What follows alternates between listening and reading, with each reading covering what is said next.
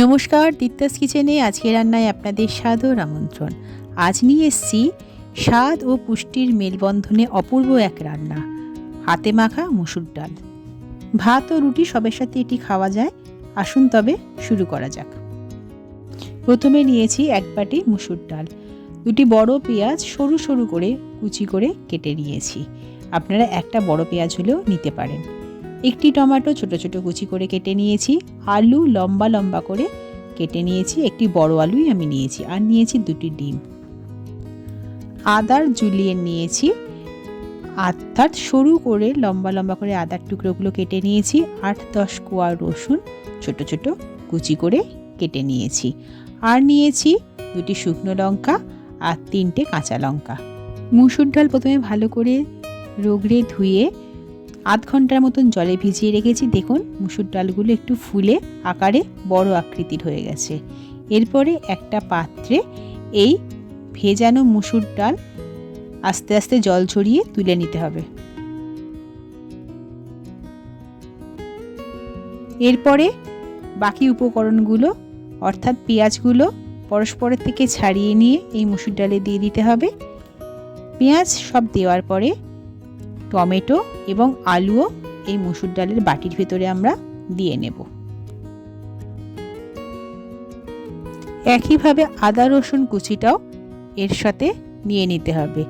এরপরে সমস্ত উপকরণগুলো একসাথে ভালোভাবে মাখতে হবে।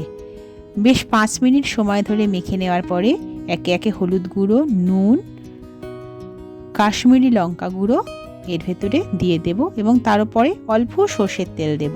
দিয়ে আবারও এটাকে ভালো করে মাখিয়ে নিতে হবে। অনেকক্ষণ মাখার ফলে উপকরণগুলো সব নরম হয়ে আসবে। এরপর এটাকে 10 মিনিটের জন্য রেখে দিতে হবে। এবার আরেকটি বাটিতে দুটি ডিম অল্প নুন আর গোলমরিচ দিয়ে ভালোভাবে ফেটিয়ে নিতে হবে।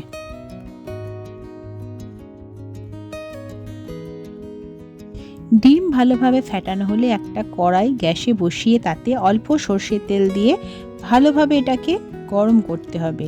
তেল ভালোভাবে গরম হয়ে গেলে আমরা ডিমের মিশ্রণটা এর ভেতরে দিয়ে দেব। আসলে আমরা ডিমের ভুর্জি বানাবো, তো একটা পিঠ একটু ভাজা হলে আস্তে আস্তে নাড়িয়ে এইভাবে ডিমটাকে ছোট ছোট টুকরোতে ভেঙে ফেলতে হবে। আবার ভাজাটা খুব একটা যাতে শক্ত না হয় সেদিকেও লক্ষ্য রাখতে হবে। এবার ডিমটা আস্তে আস্তে আমরা তুলে নিলাম। আবার ওই কড়াতেই অল্প সর্ষের তেল দিয়ে তেল ভালো করে গরম হলে তাতে কালো জিরে এবং শুকনো লঙ্কা ভেঙে ফোড়ন দিতে হবে। ফোড়নটা আধ মিনিট নাড়াচাড়া করে হাতে মাখা মুসুর ডালের সাথে বাকি উপকরণগুলো একসাথে কড়াতে দিয়ে দিতে হবে।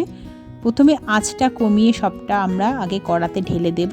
তারপরে মাঝারি আঁচে এটাকে ভালোভাবে ভাজা ভাজা করতে হবে। যখন কড়াইতে মশলা ও নুনের জলটা দেখবেন শুকিয়ে এসছে, তখন বুঝবেন এটা মোটামুটি ভাজা হয়ে এসেছে। এরপরে অল্প উষ্ণ গরম জল আমরা কড়াইতে দিয়ে দেব। 1 বাটি ডাল নিয়েছিলাম তাই 2 বাটি গরম জল দিলাম। এটা 2.5 থেকে 3 বাটিও দিতে পারেন, কিন্তু এর চেয়ে কম বা বেশি জল দেওয়া যাবে না। তারপরে 4টে লঙ্কা দিলাম এবং ঢাকা দিয়ে আঁচ কমিয়ে 5 থেকে 7 মিনিট ডালটাকে সেদ্ধ হতে দিতে হবে। দেখুন ডালটা আমাদের সেদ্ধ হয়ে গেছে, পুরোপুরি গলে যায়নি আবার শক্তও নেই, মাঝারি একটু দানা দানা আছে। এরকমইভাবে ডালটা সেদ্ধ করতে হবে। যেহেতু আমরা টমেটো দিয়েছি তাই স্বাদ অনুযায়ী চিনি দিলাম, গরম মশলা দিলাম 1 চামচ। তারপরে সবটাকে ভালোভাবে মিশিয়ে নিলাম। সমস্ত মশলাটা মেশানো হলে 1 মিনিট ফুটতে দিতে হবে। 1 মিনিট ফুটে উঠলে এতে বড় চামচের 1 চামচ মাখন দিতে হবে। ঘি চাইলেও দিতে পারেন, কিন্তু মাখনের স্বাদটা ভালো হয় তাই মাখনই দিলাম। মাখনটাকে গলে যাওয়ার সময় দিতে হবে। তারপরে ভেজে রাখা ডিমের ভুর্জিটা এতে মিশিয়ে দিতে হবে। ডিমের ভুর্জিটা ভালোভাবে মেশানো হলে গ্যাস বন্ধ করে দেবেন। ব্যাস, আমাদের হাতে মাখা মুসুর ডাল পরিবেশনের জন্য একদম রেডি। বাড়িতে একদিন অবশ্যই বানাবেন। কর্মব্যস্ত দিনে বা কিছু করতে ইচ্ছে করছে না এরম দিনে এই রান্নাটি অনায়াসেই বানিয়ে নিতে পারেন। আমার রান্নাটা ভালো লাগলে একটা লাইক করে দেবেন। খুব শীঘ্রই আবার আপনাদের সাথে আমার দেখা হবে নতুন কোনো ভালো রেসিপি নিয়ে। আজ তবে আসি, নমস্কার।